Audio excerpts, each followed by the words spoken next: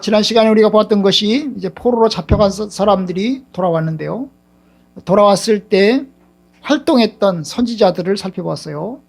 대표적인 사람이 바로 이제 학개, 스가랴, 그다음 말라기였는데, 학개, 스가랴는 1차로 돌아왔을 때 이제 성전을 재건하는 일을 독려했던 선지자가 바로 학개와 스가랴이고요.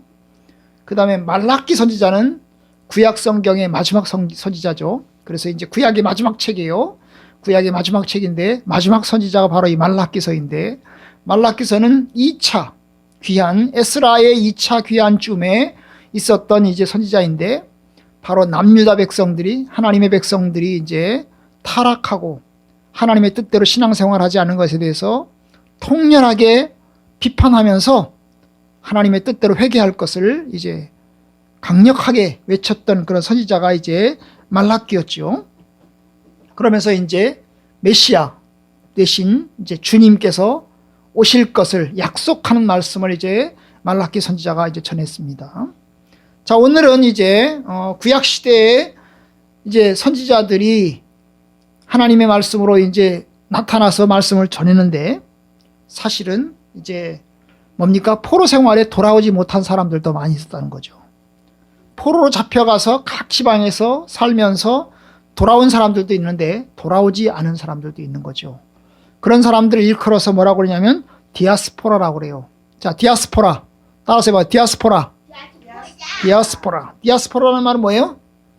자기 고향을 떠나서, 자기 나라를 떠나서 여기저기에 흩어져 사는 사람들을 디아스포라라고 합니다. 그래서 이제 뜻은 흩어진다는 뜻이에요. 흩어진다. 여기저기 흩어져 사는 사람들을 디아스포라라고 그래요. 그래서 이제 자기 나라, 자기 민족을, 자기 국가를 떠나서 흩어진 사람들을 디아스포라라고 그러죠. 이 디아스포라의 출발은 바로 뭡니까? 유대인들이 바벨론 포로로 잡혀가서 거기서 이제 강제적으로 잡혀간 거죠. 잡혀가서 거기서 이제 여기저기 흩어져 사는 사람들을 이제 일컫는 용어입니다. 유다 사람들은 바벨론 포로로 잡혀갔죠. 세 차례에 걸쳐서 이제 604년 BC, 597년, 586년 바벨론 제국의 느부갓네살 왕에 의해서 포로로 잡혀갔습니다.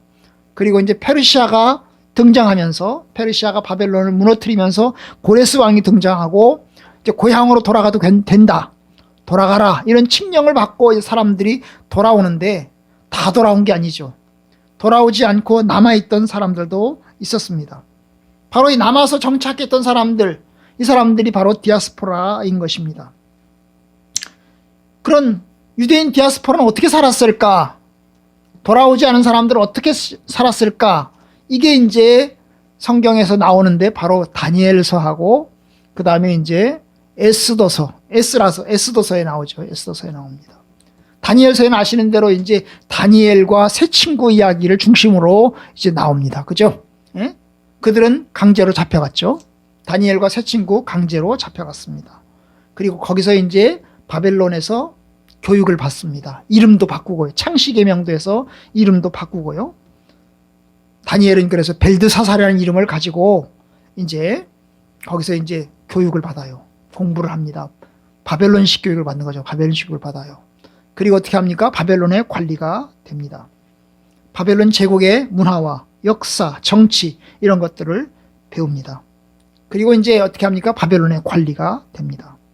그런데 느부갓네살 왕이 이제 이후에 금신상을 만들어요. 두랍 평년에 금신상을 만들어 가지고 그 나라 안에는 모든 관리들을 이제 불러서 금신상에게 절하도록 합니다. 만약에 절하지 않으면 죽인다고 하는 거죠. 바로 여기에 해당된 사람이 바로 누구였어요? 다니엘의 세 친구였죠. 다니엘의 세 친구는 이 금신상에 절하지 않았습니다. 그래서 이제 급기야 바벨론 왕에 의해서 느부갓네살의 앞으로 잡혀갑니다. 그리고 이제 느부갓네살 왕이 협박을 하죠. 협박을 합니다. 음악 소리와 함께 이 금신상에 절해라. 만약에 금신상에 절하지 않으면 풀무불에 던져서 죽이겠다, 이렇게 협박을 하죠. 바로 이런 상황에서 이제 이 세 친구는 우리는 절하지 않겠다. 그죠? 절하지 않겠다. 설사 우리가 죽을지라도 절하지 않겠다. 그렇게 해서 이제 어떻게 합니까? 금신상에 절하지 않습니다. 결국 풀무불에 던져졌죠. 물론 기적적으로 살아났지만 풀무불에 던져졌습니다. 이런 바벨론 제국이라고 하는 나라가 바로 이 우상 숭배 국가였어요. 금신상을 섬기는 것처럼 이 느부갓네살의 절대적인 명령을 따라 사는 그런 아주 독재 국가, 강력한 독재 국가, 왕권 국가였습니다. 우상 숭배를 기반으로 하는 그런 국가였습니다. 여러분 다니엘서 5장에 가면 벨사살 왕 때 또 얘기가 나와요. 바로 이 벨사살 왕의 잔치를 벌리는데, 잔치를 벌리면서 어떻게 합니까? 예루살렘 성전에서 탈취해온 여러 성전 기물들을 가지고 뭡니까? 금잔 이런 것들을 가져다가 이제 뭡니까? 술을 따라 마시면서 이 바벨론 제국의 각종 신들을 찬양을 합니다. 그야말로 우상 숭배 국가인 것을 딱 보여주는 그런 모습이죠. 그죠? 네, 보여주는 겁니다. 그 다음에 이제 6장에 가면 어떻게 합니까? 다리오 왕 때인데 바로 다리오 왕 역시 어떻게 합니까? 우상 숭배를 기반한 그런 왕이었어요. 그런데 이제 다니엘이 어떻게 이 다리오 왕 때 기소가 됩니다. 원래 다니엘은 바벨론 제국에서 다리오 왕 때는 아주 높은 고위직 공무원으로 올라갔는데 3명의 총리 중에 1명이었는데, 그죠? 3명의 총리 중에 1명이었는데 다른 이제 사람들이 고발을 하죠. 고발을 합니다. 응? 다른 신들에게 기도했다고. 신들에게 기도했다고. 그런 제목으로 이제 고발을 당합니다. 결국 어떻게 합니까? 사자골에 던져지죠. 그죠? 사자골에 던져집니다. 이 다리오 왕은 살려주려고 하지만 어쩔 수 없이 또한 이 다니엘을 사자골에 집어 던지고야 말아요. 참 이게 신앙생활하는 게 얼마나 어려웠겠어요. 다니엘과 세 친구를 보면 이 바벨론 제국에서 신앙생활, 하나님을 섬기고 하나님을 경외하는 것이 얼마나 힘들었던가를 보여주는 그런 상징적인 모습들을 우리가 볼 수 있게 됩니다. 여러분, 평안하게 세상 국가에서 신앙생활을 한다는 것이 축복이에요. 우리나라 대한민국은 기독교 국가가 아닙니다. 그죠?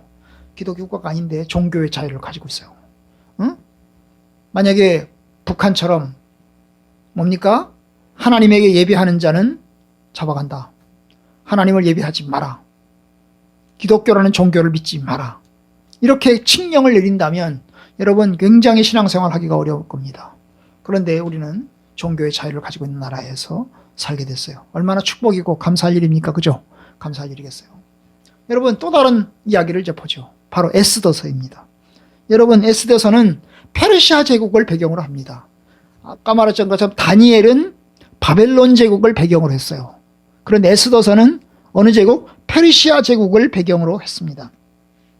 페르시아 왕 아하스웨로 왕 때, 크세르크세스 왕 때인 것으로 추정이 됩니다. BC 486년부터 465년까지입니다. 그러니까 에스라의 2차 귀환 이전에, 에스라가 페르시아 왕 때, 이제 페르시아 제국 때 귀환을 했는데 에스라가 귀환하기 이전의 상황이에요. 자, 그러면 이 페르시아 왕 때는 어땠을까? 페르시아 제국에서는 어땠을까? 여러분, 이 에스더서는 페르시아 제국 때 일인데 뭡니까? 수산성을 배경으로 합니다. 수산성은 페르시아 제국의 수도였습니다. 페르시아 제국의 수도인 수산성을 배경으로 합니다. 유다인들이 거기에 살고 있었습니다. 페르시아 제국의 수산성에만 살고 있는 게 아니라 페르시아 제국 내에 시골까지 여기저기에 유다인들이 흩어져서 살았습니다. 각 지방, 각 읍에 유대인들이 흩어져서 살고 있었습니다. 그런데 이제 이 아하스웨로 왕이 왕비가 있었는데 이 왕비가 뭡니까? 왕의 호출을 받고 나오지 않죠. 그래서 화가 나서 어떻게 합니까? 이 와스디 왕비를 폐위시키고 그 다음에 이 왕비 대신에 새로운 왕비를 뽑아들인 사람이 바로 에스더서입니다. 에스더죠. 그죠? 그래서 새로운 왕비가 됩니다. 이 에스더 왕비는 왕비가 될 때 자기가 유대인인 것을 밝히지 않아요. 그죠? 밝히지 않습니다. 에스더는 이제 뭡니까? 페르시아로 잡혀온 사람이 아니고 이전에 바벨론 제국 때 잡혀온 사람들의 후손인 겁니다. 그러니까 에스더는 어디서 태어났어요? 페르시아 제국에서, 바벨론 제국 아니면 페르시아 제국에서 태어난 사람인 거죠. 그의 사촌 오빠인 이 모르드게는 사촌 오빠인데 사촌 오빠인 이 모르드게 역시 바벨론 제국 아니면 페르시아 제국에서 태어난 사람입니다. 태어난 사람이에요. 근데 이제 이 에스더서의 엄마 아빠는 일찍 돌아가셨고 그래서 이제 모르드게 밑에 컸죠. 사촌 오빠 밑에서 이제 컸습니다. 그래서 이제 왕비 간택에 나가서 이제 드디어 에스더가 왕비가 됐습니다. 왕비가 됐어요. 근데 그 나라에는 하만이라는 사람이 통치하고 있었는데 이 하만이 이 아하스웨로 왕의 신하였던 가장 첫 번째 대빵 신하였어요. 그런데 이 아하스웨로 왕이 이 왕궁을 들어가는데 왕궁 문지기로 모르드게가 근무하고 있었는데 이 모르드게가 인사를 안 하는 거예요. 응? 다른 사람들은 다 인사를 하는데 이 모르드게가 이 하만이라는 하만이라는 사람이 이 하만이라는 신하가 이제 왕궁으로 들어가는데 하만이라는 신하가 문지기인데 문지기면 당연히 격리하고 인사해야 되잖아요. 근데 그 당시 인사는 뭐예요? 무릎 꿇고 엎드려가지고 이렇게 절하는 거거든요. 그런데 무릎 꿇고 엎드려서 인사를 해야 되는데 무릎 꿇고 엎드려서 인사를 하지 않는 거죠. 그래서 이 하만이라는 사람이 기분이 아주 더럽게 나빠요. 기분이 엄청 나빠요. 그래가지고 도대체 저놈이 어떤 싸가지 없는 놈이기 때문에 어떤 싸가지 없는 놈이기에 나한테 인사를 하지 않냐? 그래서 이제 저자에 대해서 알아봐라. 이래 알아보니까 바로 이 모르드게가 유대인이라는 거예요. 유대인이라는 거예요. 그래서 이 하만이라는 사람이 승질나니까 승질나서 이 모르드게 한 사람만 죽이는 것보다 그 모르드게의 종족 유대인들 전체를 이 페르시아 제국 내에 있는 유대인들을 전체를 다 죽여야 되겠다고 작정을 한 거죠. 작정을 한 거예요. 그리고 이제 아하스웨로 왕을 찾아갔습니다. 찾아가서 이제 이만저만 이야기를 한 거예요. 우리나라에 아주 싸가지 없는 민족이 살고 있다고. 이 싸가지 없는 민족을 한번 다 죽여버리고 싶다고. 그래서 허락해달라고. 내가 돈도 다 할 테니까 내 돈을 들여가지고 내가 할 테니까 이 싸가지 없는 민족을 다 이게 죽이고 싶다고. 응? 저 왕도 무시하고 아주 우리나라 법을 개무시하는 집단이 있다고 다 그냥 때려 죽여버리고 싶다고 허락해달라고. 그래가지고 날짜를 태기를 받습니다. 언제요? 12월 13일 날. 12월 13일 날 그 날짜가 되면 우리가 이 나라에 있는 모든 유대인들을 사글이 다 죽여버릴 수 있도록 왕이 허락을 받았습니다. 허락을 받았어요. 자, 이 사실을 알고 모르드게가 알았고 이 사실을 이제 에스더도 알게 됐습니다. 그래서 아시는 대로 에스더가 금식을 하죠. 3일 동안 금식을 합니다. 그리고 왕 앞에 나아가서 이야기를 합니다. 우리 민족을 살려주세요. 우리 민족을 살려주세요. 그래서 이제 결국에는 뭡니까? 하만도 죽이고 그 다음에 결국 자기들이 살아나죠. 그죠? 살아납니다. 바로 그 얘기가 이제 오늘 이제 에스더서에 나오는 이제 배경의 이야기인데요. 여러분 여기 보면 이제 오늘 말씀 보면 여기 무슨 말씀 보면 이제 15절 모르드게가 푸르고 흰 조복을 입고 큰 금관을 쓰고 자색 가는 베옷을 입고 왕 앞에서 나오니 수산성이 즐거이 부르고 기뻐하고. 여러분 이게 이제 뭐냐면 유대인들이 드디어 살아나게 된 겁니다. 원래 12월 13일 날 다 죽이도록 작전이 짜져 있었는데 에스더하고 모르드게가 왕 앞에서 뭡니까? 다시 한번 조서를 받아냅니다. 무슨 조서예요? 여러분 12월 13일 날 되면 유대인들도 자위권을 발동해가지고 자기를 죽이려고 하는 사람들을 상대로 해서 맞전쟁을 할 수 있는 그런 조서를 받아낸 거예요. 그래서 이제 12월 13일 날 드디어 됐어요. 13일 날 돼가지고 어떻게 합니까? 이 자기들을 죽이려고 하는 이 페르시아 사람들을 이 모르드게와 그의 사람들이 유다인들이 어떻게 합니까? 자위권을 발동해가지고 페르시아 사람들을 죽였던 거죠. 죽였던 거죠. 바로 그와 같은 상황인 거예요. 그와 같은 상황. 그래서 그 조서를 받아낸 것을 얼마나 기뻐하는지를 보여주는 거죠. 그래서 이제 조서를 받고 나오는 모습.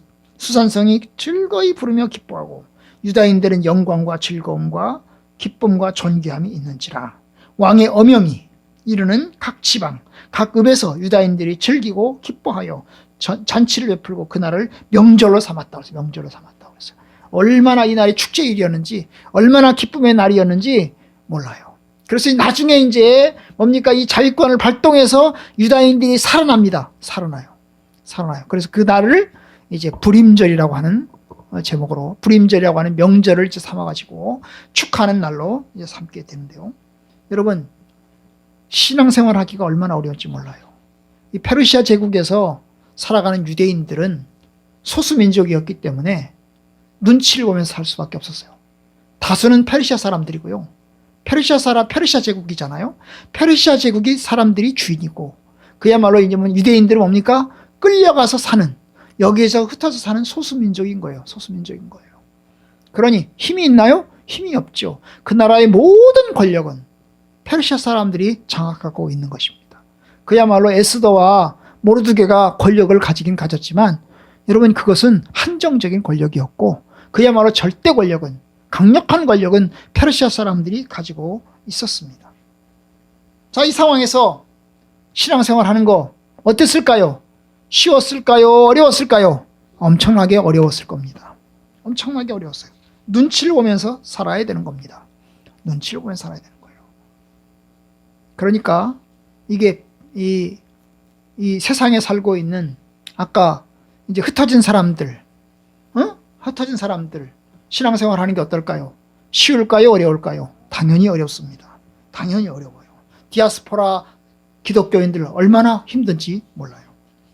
여러분, 신약 성경에 보면 이제 사도행전에 보면 이제 초대교회가 시작이 됐어요. 예루살렘을 중심으로 초대교회가 시작이 됐습니다. 그리고 신앙생활을 시작합니다. 그런데 기독교인들은 소수예요. 그럼 그 당시의 종교는 대교 종교는 뭐예요? 유다교죠. 유대교입니다. 유대교를 믿는 사람들이, 유대교인들이 기독교인들을 엄청나게 핍박을 했습니다.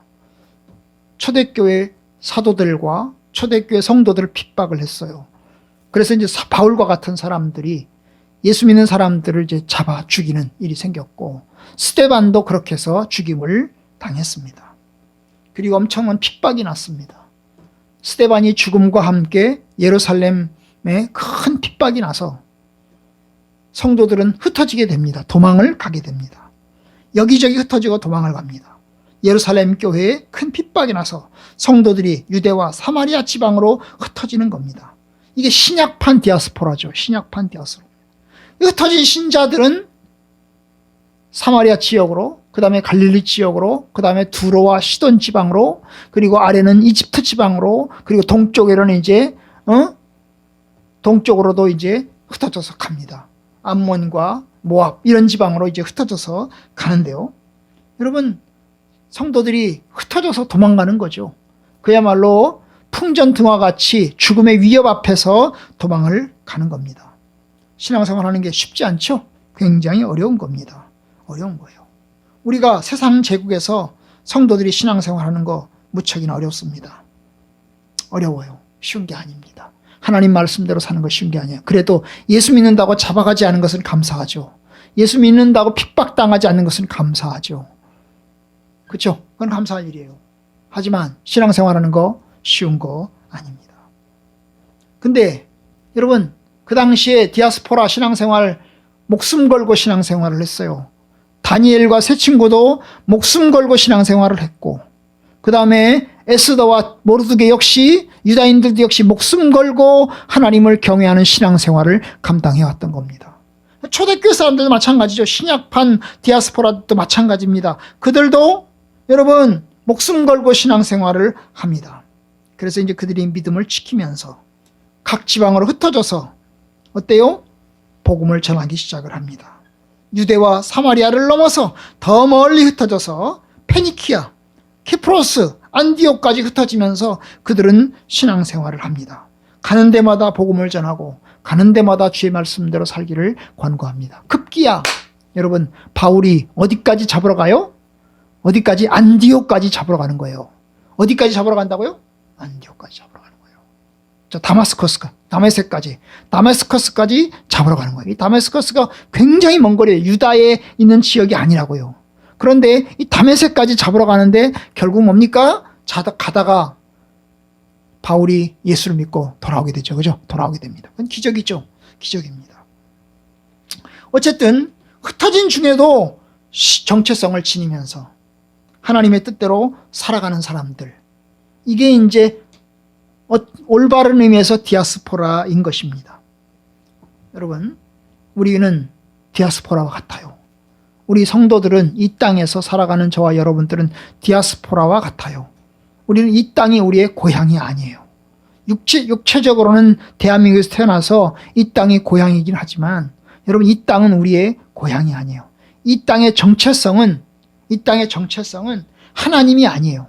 이 땅의 정체성은 뭐예요? 세상입니다. 세속입니다. 세속입니다. 바로 그런 상황에서 신앙생활을 지켜나가는 건 굉장히 어렵습니다. 그럼에도 불구하고 우리가 감사한 것은 뭐냐면 하나님이 여전히 살아계시고 여전히 역사하신다는 겁니다.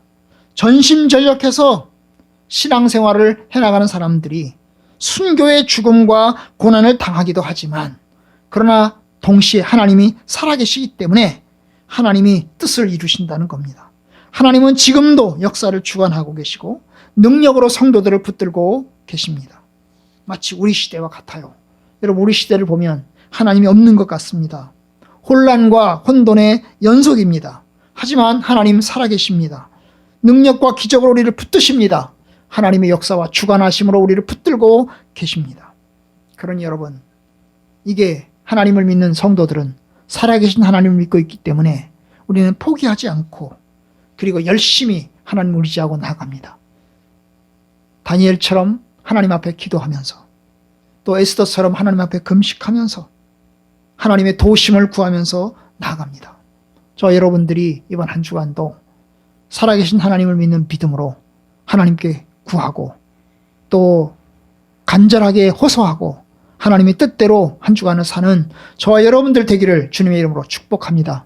사람들은 하나님이 없다고 외쳐도 우리는 살아계신 하나님이 우리와 함께 계신 것을 믿고 인내하면서 나아가는 저와 여러분들 되기를 주의 이름으로 축복합니다.